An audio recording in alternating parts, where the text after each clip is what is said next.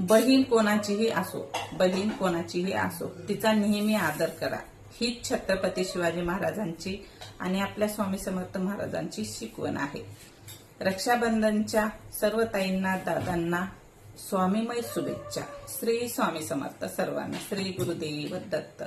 आणि खरं आहे, बहीण कोणाचीही असो, मुलगी कोणाचीही असो, लेडीज समोरची स्त्री कोणाची तरी बहीण असते, कोणाची तरी मुलगी असते, कोणाची तरी आई असते.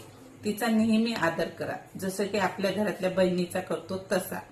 मी आता बरेचसे कमेंट वाचते की बरेच लोक व्हिडिओ खाली कमेंट करतात, पण आदर करायला पाहिजे. स्त्री ती एक, आपण कमेंट करताना एक विचार करायचा की ती एक स्त्री आहे आणि ती सुद्धा कोणाची तरी बहीण आहे. जशी की आपली बहीण आहे, आपल्या घरामध्ये एक स्त्री आहे, आई आहे, बायको आहे, बहीण आहे, लेक आहे, तशीच समोरची स्त्री सुद्धा कोणाच्या तरी घरची लक्ष्मी आहे, कोणाची तरी बहीण आहे. त्यामुळे सर्व स्त्रियांचा आदर करा.